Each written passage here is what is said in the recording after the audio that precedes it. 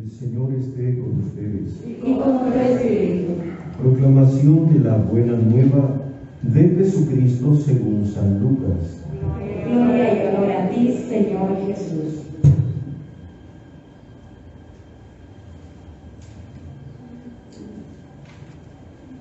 En aquel tiempo se acercaban a Jesús los publicanos y los pecadores para escucharlo, por lo cual los fariseos y los escribas murmuraban entre sí: Este recibe a los pecadores y come con ellos.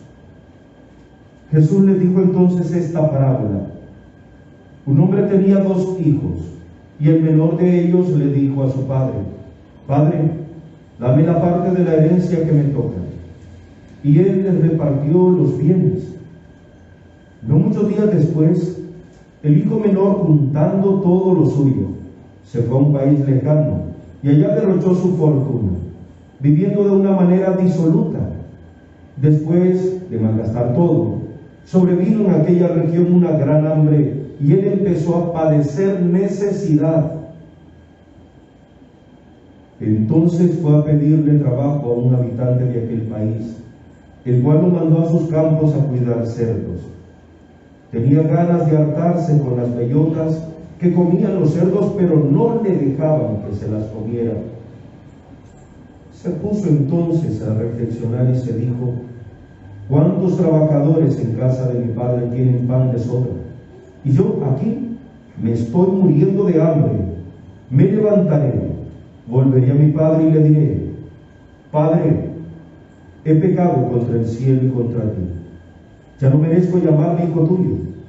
Recíbeme como uno de tus trabajadores. Enseguida se puso en camino hacia la casa de su padre.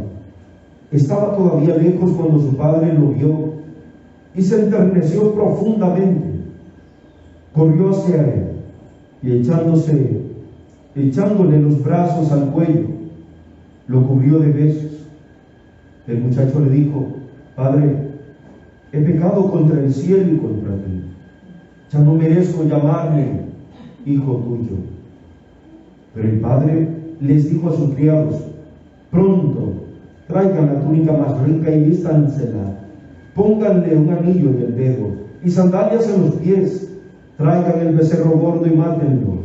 Comamos y hagamos una fiesta, porque este hijo mío estaba muerto y ha vuelto a la vida. Estaba perdido y lo hemos encontrado. Y empezó el banquete. El hijo mayor estaba en el campo y al volver, cuando se acercó a la casa, oyó la música y los cantos. Entonces llamó a uno de los criados y le preguntó qué pasaba. Este le contestó: Tu hermano ha regresado y tu padre mandó matar el becerro gordo por haberlo recobrado sano y salvo. El hermano mayor se enojó y no quería entrar. Salió entonces el padre y le rogó que entrara. Pero él replicó: Hace tanto tiempo que te sigo, sin desobedecer jamás una orden tuya, y tú no me has dado nunca ni un cabrito para comérmelo con mis amigos. Pero eso sí, viene ese hijo tuyo, que despilfarró tus bienes con malas mujeres, y tú mandas matar el becerro gordo. El padre repuso: Hijo, tú siempre estás conmigo y todo lo mío es tuyo. Pero era necesario hacer fiesta y regocijarnos, porque este hermano tuyo estaba muerto y ha vuelto a la vida. Estaba perdido y lo hemos encontrado.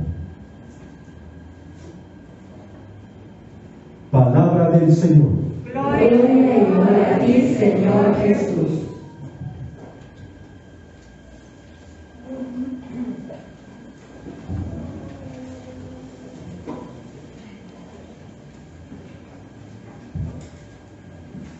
Muchas gracias por estar aquí, por tomarse este tiempo para el Señor.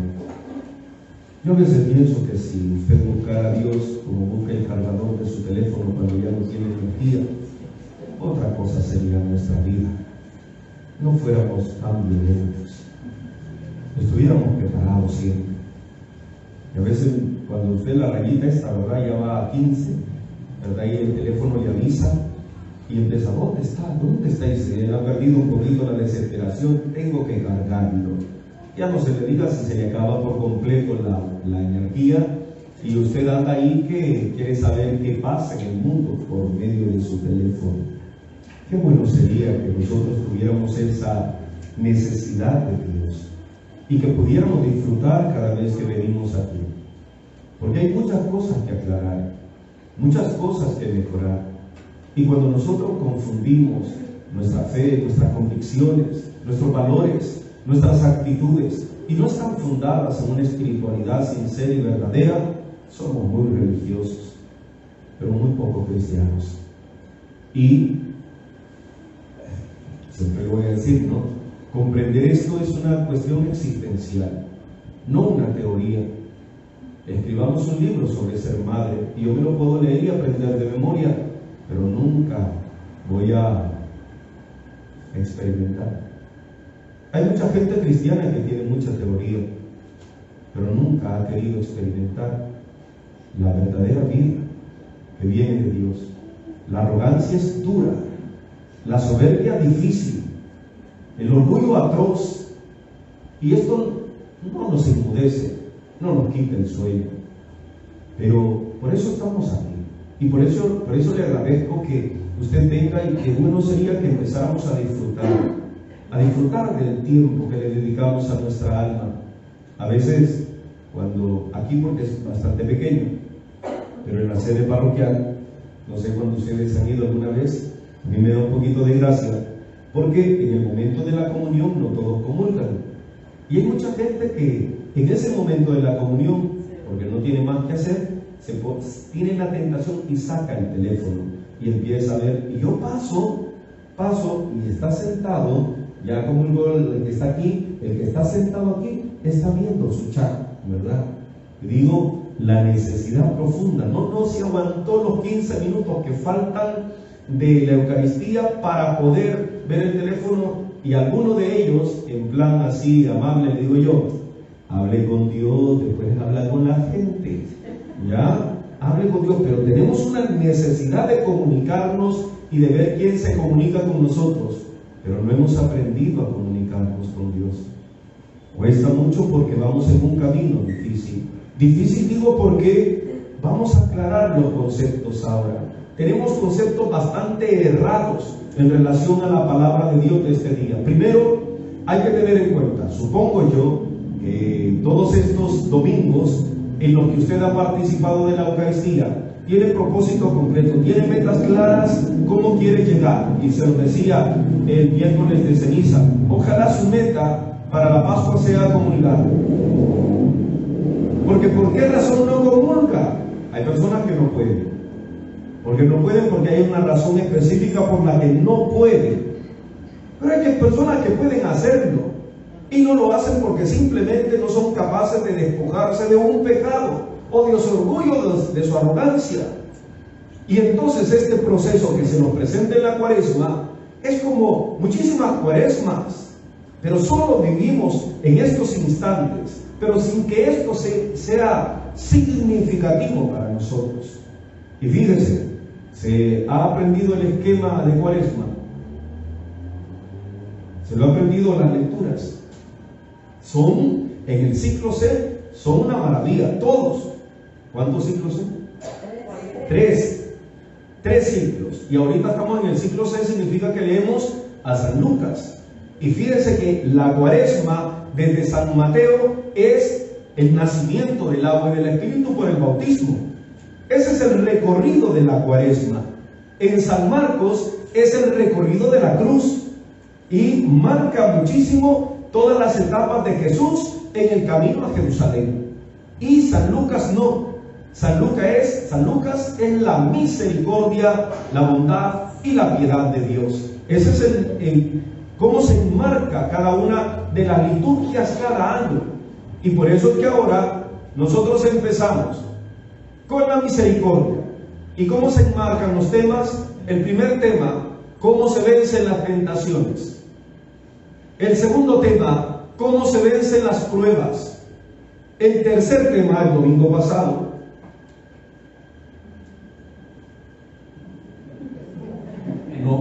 quizás no vinieron, ¿verdad? Y para eso el misalito se lleva para orar, para entender mejor. ¿Sobre qué iba el domingo pasado? Para hacerle el esquema.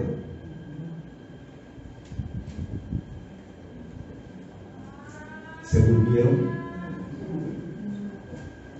Aquí voy a estar, yo tengo hasta como a las 10:30 para ver, para hacer el ejercicio de qué trataba el domingo pasado. Recuérdenlo, el primer domingo era Jesús venciendo las tentaciones y enseñándonos a nosotros a vencer las tentaciones. Una cosa son las tentaciones y otra cosa son las pruebas. No sé si me explico. Todo lo que le presentó el demonio a Jesús el primer domingo era muy agradable. Convierte estas piedras en pan, agradable para comer.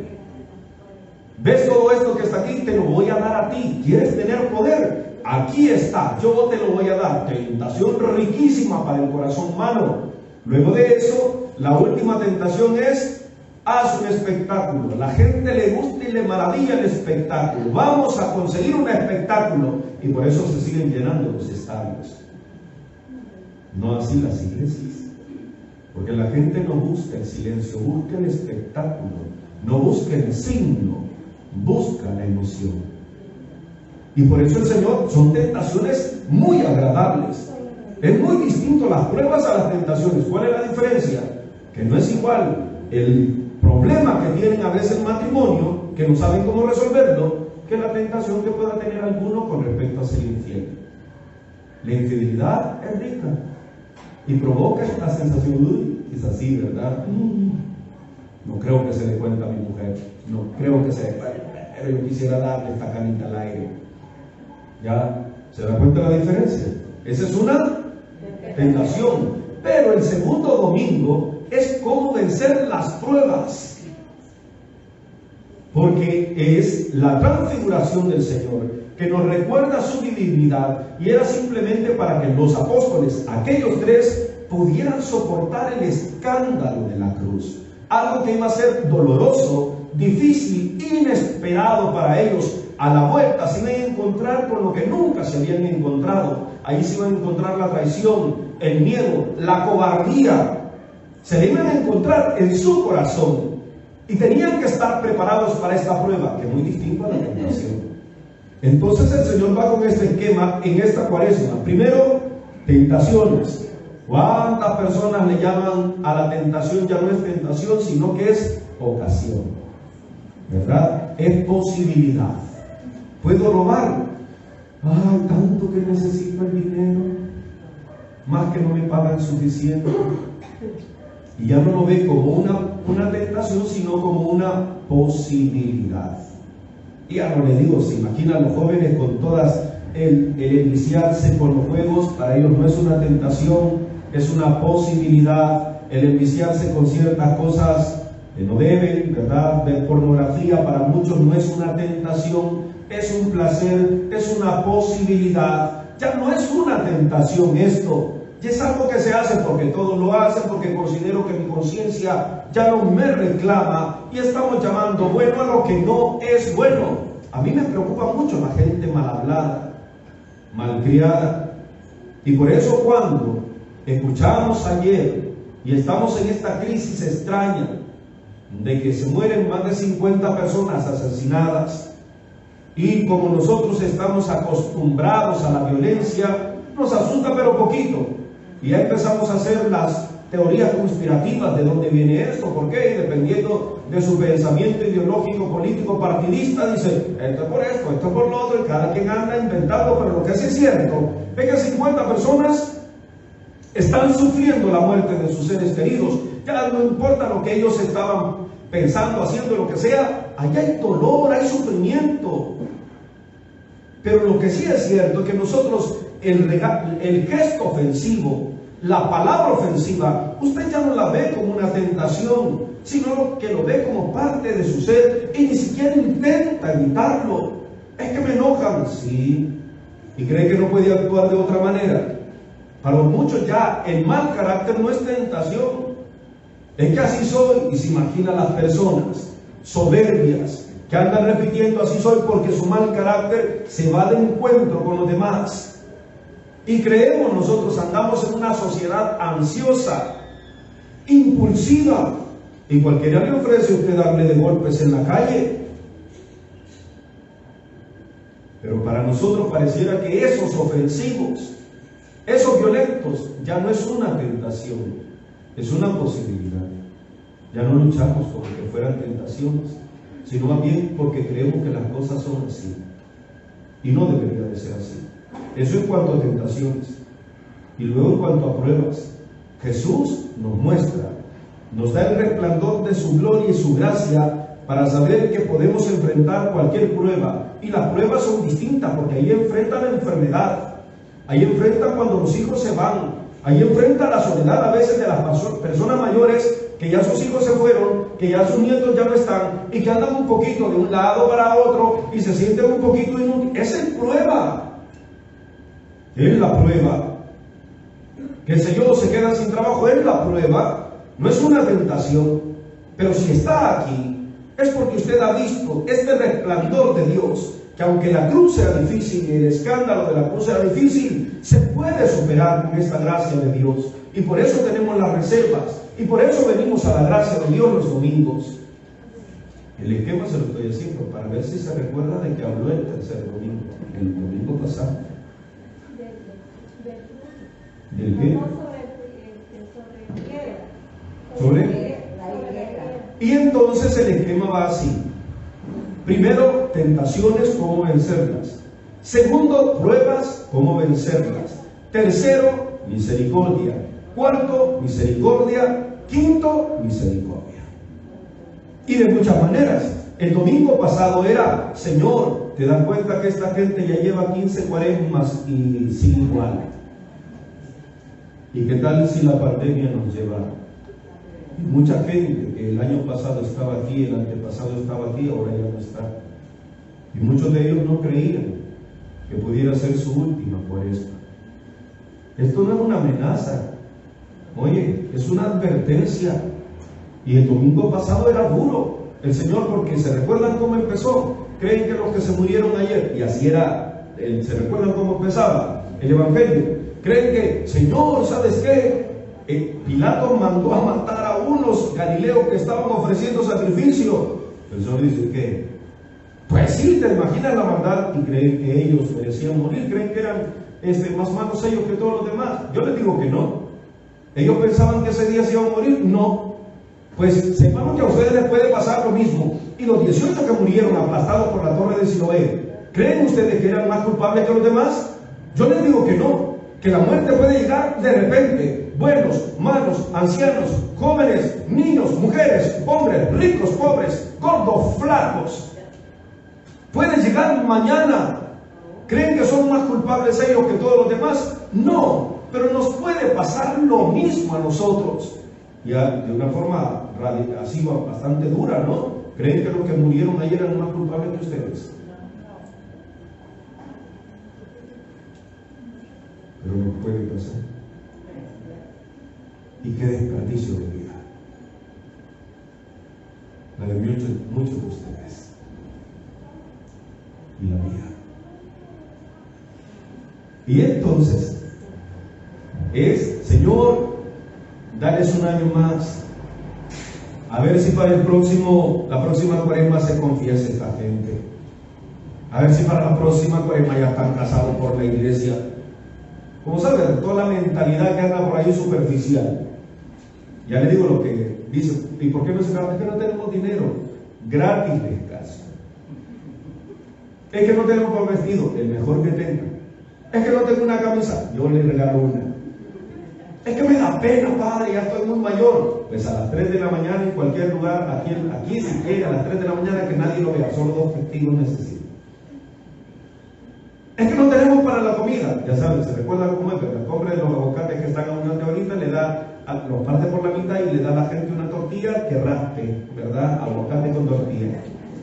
Es que no importa. Se preocupan por lo que no tendrían que preocuparse. Y ahí está el pecado y el Señor, vamos a ver, Señor, dales un día más, dales un año más, a ver si la otra cuaresma, Señor. Esa gente dura. durísima, no ustedes, ¿verdad? Pero hay gente allá afuera, vean, que dura, con una soberbia terrible. Y entonces dales un año más, Señor, dales un año más. Y eso se llama misericordia. Porque el lema era, la misericordia de Dios es infinita, pero nuestra vida es limitada. Eso significa que mientras estamos aquí, podemos aprovecharlo. No. Pero el punto más esencial de nuestras vidas y lo más emocionante de nuestras vidas es que no sabemos cuándo nos vamos a ir de aquí. Pero para mientras, cada día, o bien es una oportunidad ganada para dar frutos, o bien es un año perdido. Y todavía le dice el Señor, le vamos a echar abono, lo vamos a invitar a la pequeña comunidad, lo vamos a invitar a un retiro de iniciación, lo vamos a invitar a un cursillo, lo vamos a invitar a que vaya a un movimiento, lo vamos a invitar a ver qué tal, a ver si cambia su egoísmo profundo, que solo como asadón, para adentro, pero dar algo a los demás, nada. Y entonces, misericordia de Dios. ¿Cuál es la misericordia de Dios? Dales un año más, Señor. A ver si el próximo año recapacitan. Porque si no, lo cortaremos. Porque ¿para qué van a estar gastando la tierra por gusto? Y ahora el Señor, con el centro de todo, la misericordia del Padre. Porque así se llama esta parábola. El Padre en la ventana. Así dice, bueno, hay ¿quién de los escritores cristianos no ha escrito sobre el hijo pródigo? Es nuestra radiografía espiritual, la suya y la mía. Es una radiografía espiritual, es un proceso cristiano, es un proceso de vida espiritual, lo que se plantea aquí, de una forma sencilla y clara, pero necesitamos aclarar conceptos. Primera lectura, es todo el proceso del pueblo de Israel hasta llegar a la tierra prometida.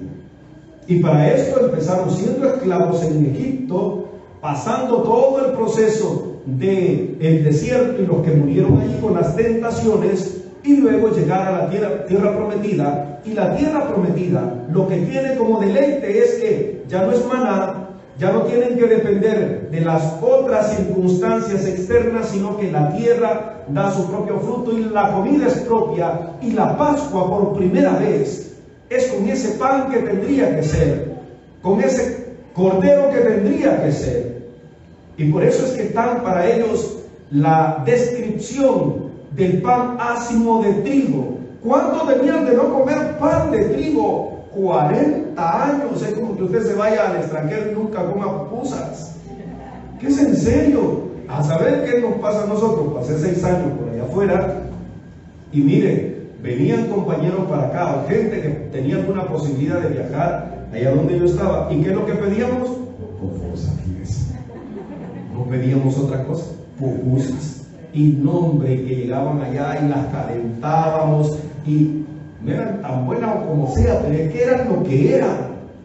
Pero es que nosotros no nos damos cuenta que es el culmen de un proceso difícil del pueblo de Israel, y lo leemos con cierta ligereza y lo escuchamos con cierta ligereza, pero llegan a la tierra prometida, llegan a la recompensa y llegan al banquete, a la comida propiamente, aquello que tanto les gustaba. Y recuerde cómo termina también el hijo pródigo.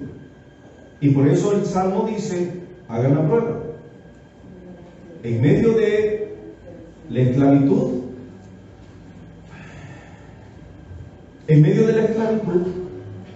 hagan la prueba. Los que nunca estaban en gracia de Dios no saben qué es esto.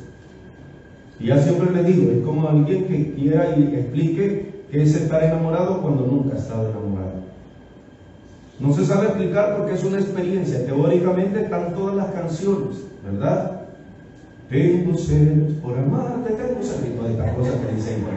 Y todas las que usted se puede, todo lo que hay ahí, ¿verdad? Que antes era un poquito más romántico, hoy es instintivo la canción, instintivo, todo el instinto. Y entonces podemos tener la teoría, pero si nunca lo hemos experimentado, no vamos a poder explicarlo. Entonces, ¿qué es estar en gracia de Dios? ¿Qué es luchar contra la tentación? ¿Qué es llegar al banquete? Y por eso el Salmo es, haga la prueba un día. y verá qué bueno es el Señor, qué bueno es. Pero este es un proceso.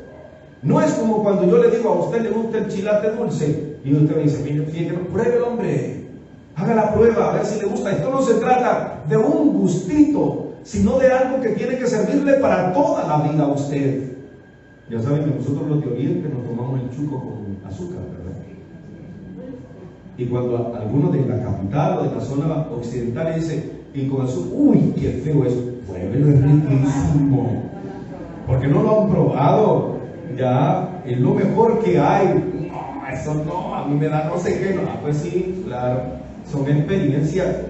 Pero el punto es que aquí no estamos hablando de gustos, estamos hablando de algo que es esencial para usted, que si no lo ubica dentro de su propia condición humana, tarde o temprano usted va, perdón la palabra fea, ¿no? Va a sentirse derrotado en su vida. Y entonces entra, haga la prueba. Para esto se necesita valor, entereza, convicción, valores propios del cristiano. Haga la prueba. Y muchos de ustedes tienen miedo a ver y hacer la prueba. Qué bueno es el Señor. Tienen miedo. Y por eso San Pablo dice en esta misma línea, por favor, no tengan miedo, déjense reconciliar con Dios. Ustedes van a salir ganando. Y que esto es lo que dice en definitiva el hijo pródigo. Y ahí aclaramos concepto, ¿verdad? ¿Qué significa pródigo? Porque esta es una idea tan equivocada que anda por ahí. Y hay gente que confunde el hijo pródigo ¿con qué? Con el hijo desobediente, con el hijo malcriado, con el hijo perdido. Porque dice, ay, viene el hijo pródigo, ¿eh? ¿Por qué? El que no llega, el desaparecido, es el hijo pródigo. Equivocados todos. ¿Qué significa la palabra pródigo? Y por eso una expresión que utilizamos en los himnos es que Dios es pródigo de amor. Así se dice. Es pródigo. ¿Quién es una persona pródiga?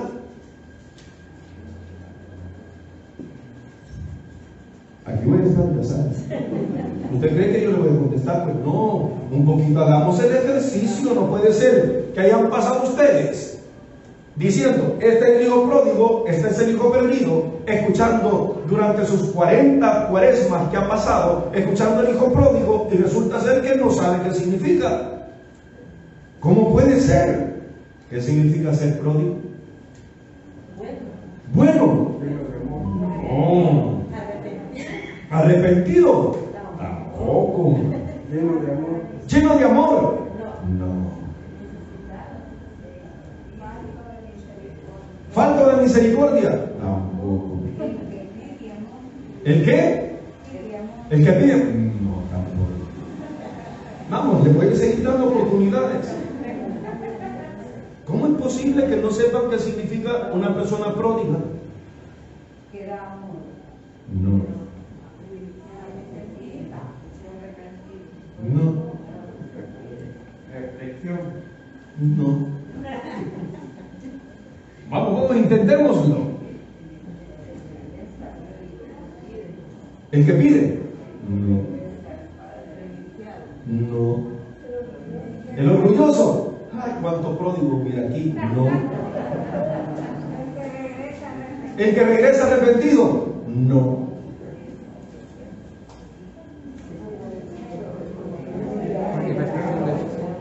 ¿Manifestación de Dios? ¿Manifestación de Dios? No. En palabras bastante coloquiales salvadoreñas, pródigo significa botarata, derrochador. Aquella persona que tiene $100 en la mano y de repente ya no los tiene, los gasta en cosas que no sirven para nada, no sabe cuidar los bienes. Es la persona que derrocha, derrochador, la persona botarata. No le duran las cosas en las manos. A eso se le llama pródigo. Por eso cuando se le aplica a Dios, Dios es pródigo de amor, significa que Él da sin medida el amor. Él Él derrocha amor de forma positiva, pero de forma negativa, el hijo pródigo es aquel que tenía tanto y todo lo desperdició. No valoró lo que tenía, no valoró su libertad. Y es que no lo comprendemos. Y ¿sabe lo peor del caso? Que aquí ni siquiera se está hablando del hijo pródigo. Se está hablando de aquellos que acusan a Jesús de recibir a los publicanos, a los pecadores, a las prostitutas. Y esta parábola no va por el perdido, sino que va por aquel que, creyéndose bueno, que viene a la misa de las 9 aquí al sector El Carmen, se cree mejor que los demás, y que porque ya está aquí ya no tiene nada que cambiar. Y no se diga que venga alguien por el hoy, mira, yo conozco la vida de ese, es un gran malcriado, bebedor, borracho, envidioso, y mira, ahí está en misa, si le conocieran.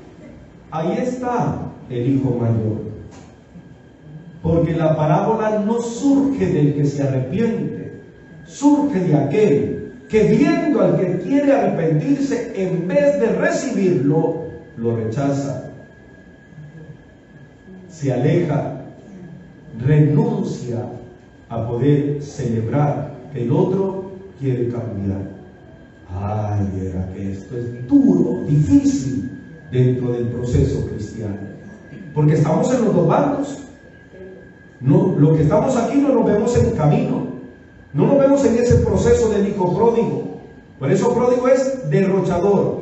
Tenemos tanto y lo estamos desperdiciando en nada, en cosas que no valen la pena, pensamientos que nos destruyen, emociones y cárceles emocionales que no queremos salir, cuidando cerdos y queriendo alimentarnos de basura de los demás.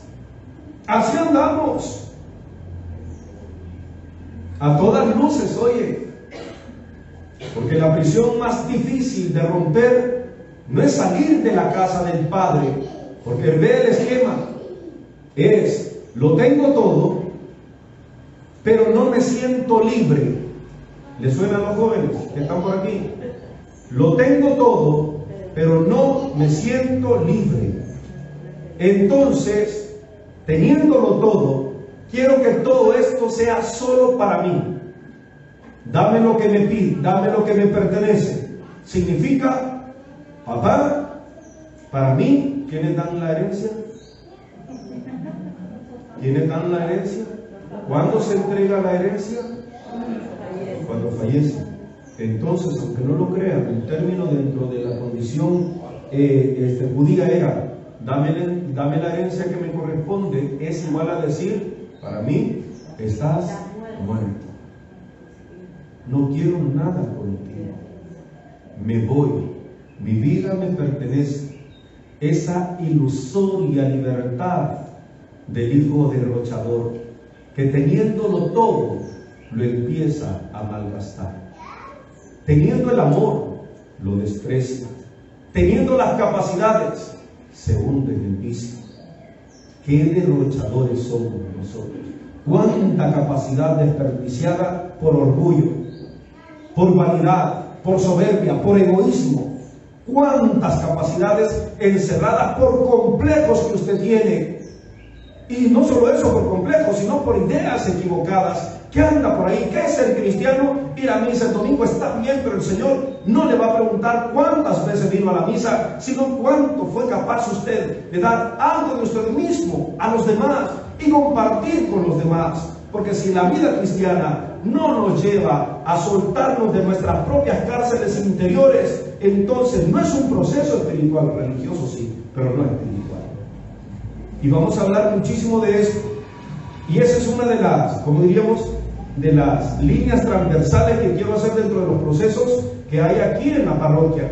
Que nos saquemos esa mentalidad religiosa que tenemos para que demos el salto a la mentalidad espiritual, que es la que quita los desbloqueos y empieza a luchar y empieza a llamarle tentación a lo que es tentación y empieza a enfrentar las pruebas como pruebas y a disfrutar de la misericordia de Dios.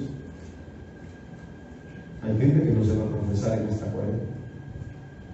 ¿Por qué? Porque no quiere, fíjese. Y más todavía porque cree que no tiene pecados.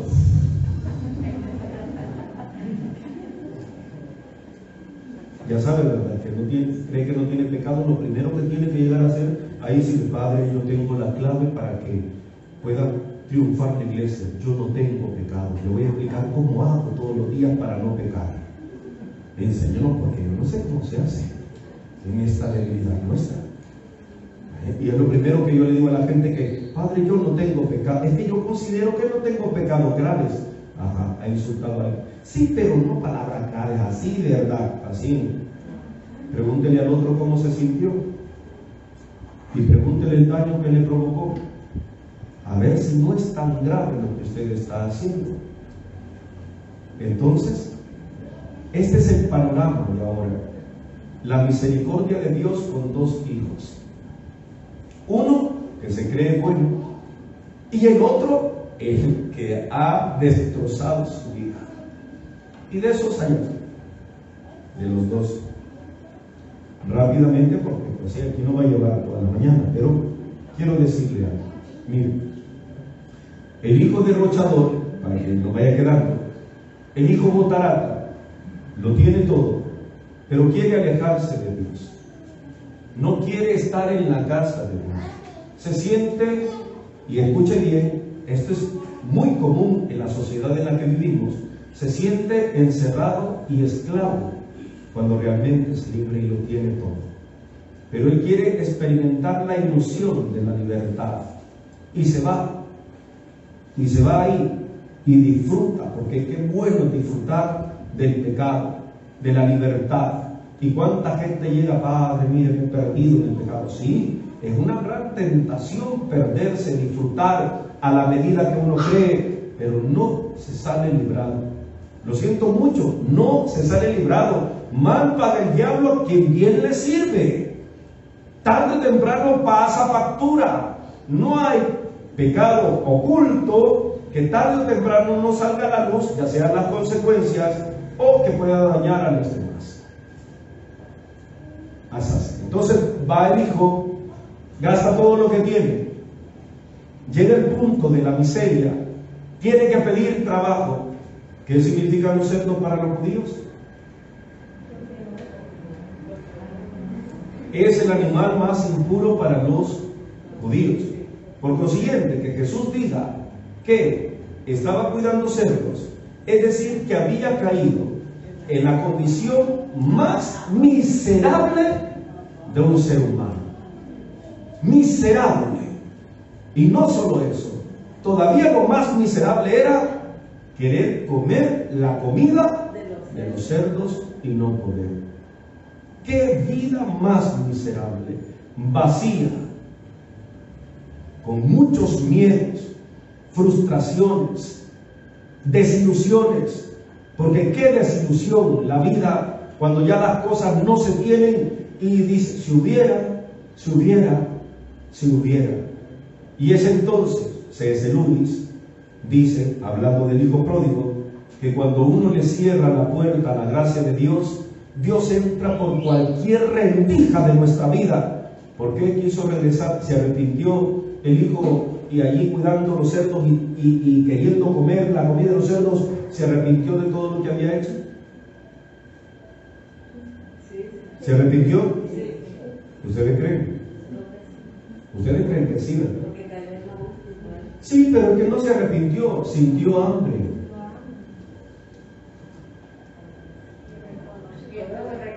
Ah, claro, pero reconoció que en la casa del Padre lo tenía todo. Por consiguiente, lo que le hizo recapacitar al final y al cabo es el hecho de que no podía ni comerse la comida de los cerdos y tenía hambre. Y ese fue el punto de inflexión. El hambre fue el punto de inflexión para que él recapacitara y dijera, no, hombre, ya demasiado, no es posible que yo, siendo hijo de tal persona, que tienen todo en su casa, hasta los criados tienen mejor comida que yo aquí, y yo aquí muriéndome de hambre. La gracia de Dios entró por una necesidad profunda del cuerpo, no del alma. No dijo, Dios mío, cuánto he extrañado todo este tiempo a mi papá. Necesito un abrazo de mi papá. Necesito un abrazo de mi hermano que tanto me quiere y seguramente me extraña. ¿Ya? No. tengo hambre. Y el hambre le hizo regresar. Pero sépanlo, que cuando alguien regresa por necesidades profundas, aquí, a los brazos de Dios, no hay ningún reclamo. Ninguno. Es que ya estoy pasando un problema que no se puede resolver. Venga, no pasa nada, Dios le espera. Por la muerte de un familiar, Dios le espera. Por una crisis existencial que no sabe qué hacer con su vida y anda ciertos pensamientos ahí que, ¿qué tal si yo me muriera? Dios le espera. Dios le espera.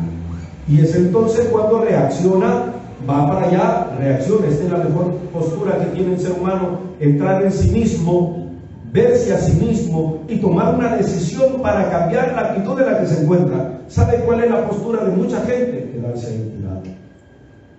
No reacciona. Y está viendo que su vida se está deteriorando, que esa cárcel emocional que tiene le está haciendo daño a los demás, que se está sintiendo frustrado, que se siente desilusionado, que se siente traicionado, herido, y quiere permanecer ahí, culpable, y quiere permanecer ahí. Yo he conocido gente que creo que nunca ha tenido paz en su vida. Fíjense, he conocido personas, mujeres, en el caso, que sus papás les han tratado mal desde pequeños, su mamá le ha tratado mal, a los 13 años se acompaña. Y se acompaña porque está huyendo del maltrato de la casa. Y se acompaña y sale embarazada a los 14. Y de allí para allá la mentalidad es, con este hombre me metí, es el hombre que me ha recogido, es el hombre al que le debo pues el hecho de haberme rescatado de mi familia y no lo puedo dejar. Y el hombre sabe esto y empieza a maltratarla, y empiezan las infidelidades, los golpes, los insultos, las humillaciones. Pasan 20 años, a ver si arreglamos la vida. Sí, casémonos, pues casémonos por la iglesia, se casan por la iglesia, siguen con las infidelidades, siguen con los maltratos, siguen con los insultos, porque hay gente que cree que casarse por la iglesia es el remedio para todos los traumas que andan. No, es el sacramento para llevar las cosas de una forma distinta. Y por eso hay gente que no se quiere casar. Todo a regresar a la gente, no cree.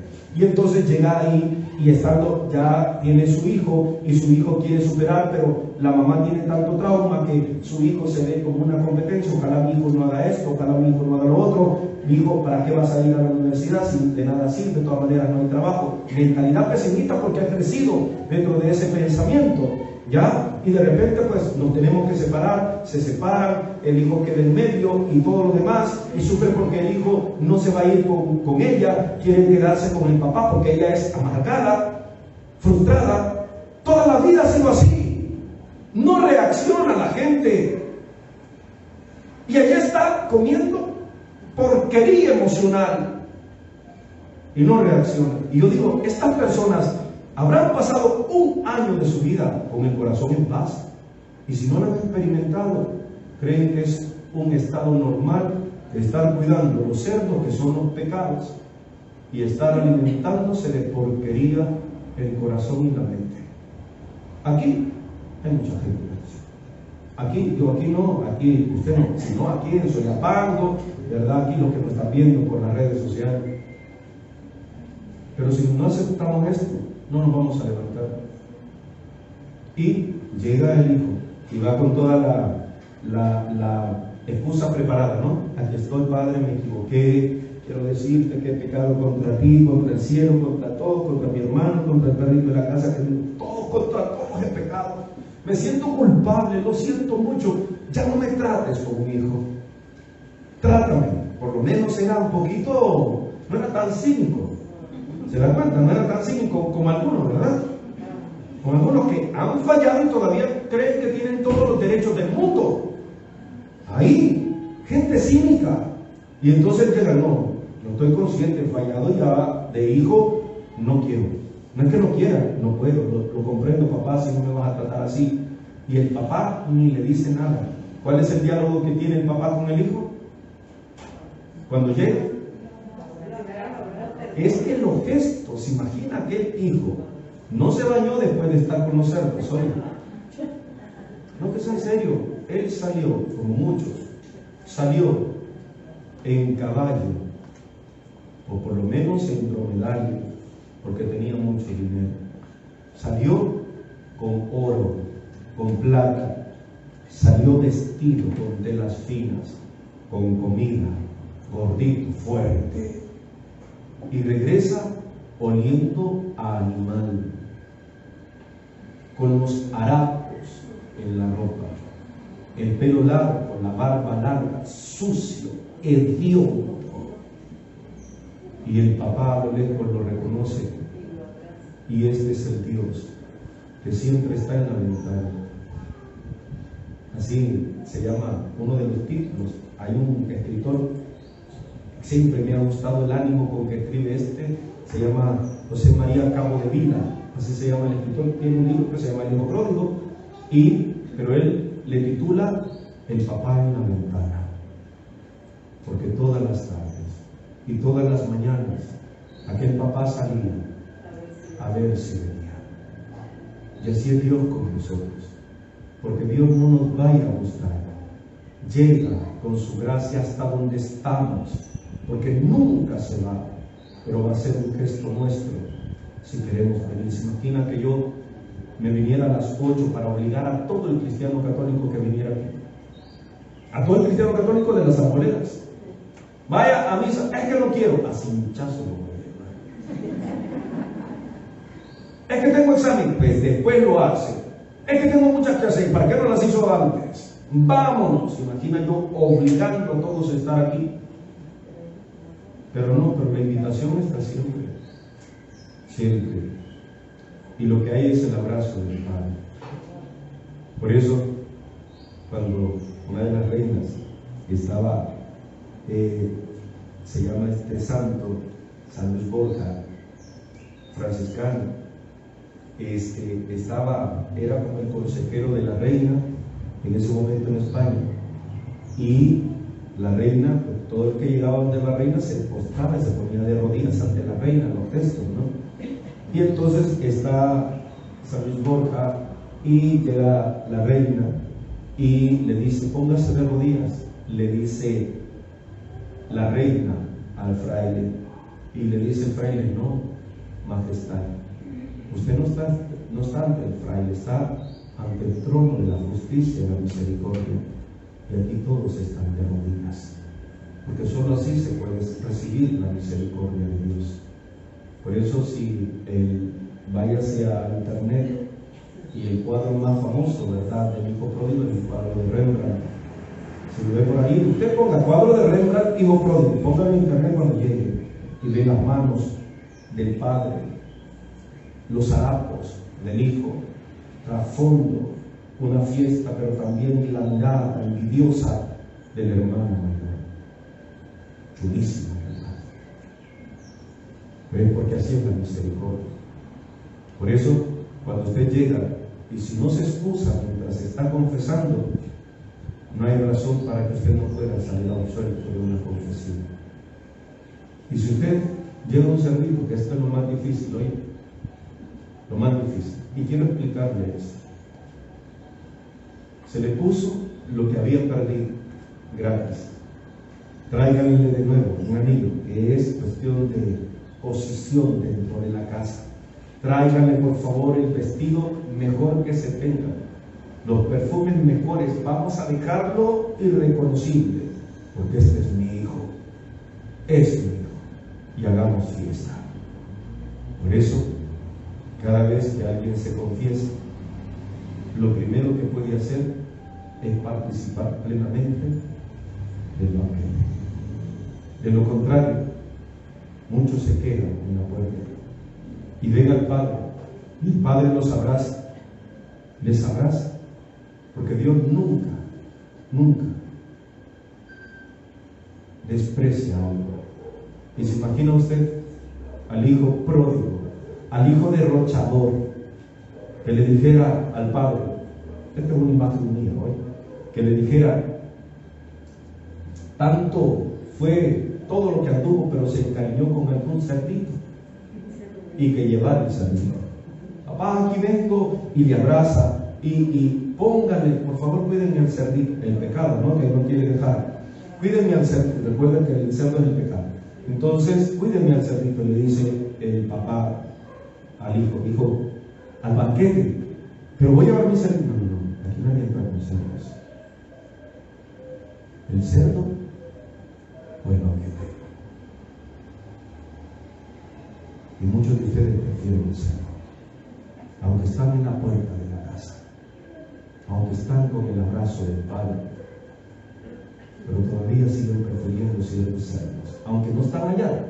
Lo sé, no están allá, no están sumergidos en la miseria, están aquí, pero están en ese paso. Yo no sé por dónde, ahorita no sé si andan derrochando la vida, más de algunos andan en el derroche, andan como pródigo, es decir, es mi vida, nadie me tiene que decir nada, yo hago lo que me dé la gana, ¿verdad? No necesito de nadie, ¿para qué ir a la iglesia? Ya cuando esté viejito, como a muchas personas de ahí que van allá al Carmen, ¿verdad? Cuando esté viejito como él, entonces voy a ir yo. Entonces, la etapa es, ¿anda usted en el derroche? ¿Anda usted en la inconsciencia? ¿Está por ahí sumergido en una cárcel mental, en una cárcel emocional, alimentándose de porquería emocional y de pecado, y no quiere salir de ahí, o ha reaccionado? Y si ha reaccionado, qué bueno, va caminando, se encuentra con el abrazo del Padre y todavía le dice: Padre, he pecado contra el cielo y contra ti, pero no quiero dejar este pecado. Y es entonces cuando no funciona el banquete, no funciona. De la misma forma que todos los que pasaron para llegar a la tierra prometida tuvieron que pasar y creer que las promesas de Dios iban a hacer lo que había dicho, aunque muchos se murieron y muchos quedaron. Se imagina todos los que quedaron atravesados. Se recuerda cómo se murieron aquellos que Moisés se va unos 40 días al monte, regresa con las tablas, y como ya no había regresado 40 días, ¿y qué habían hecho? Un becerro de oro. ¿Y qué hizo Moisés? ¿El qué? Sí, pero ¿qué hizo con lo que habían hecho el becerro de oro? ¿Qué hizo con los que habían hecho el becerro de oro?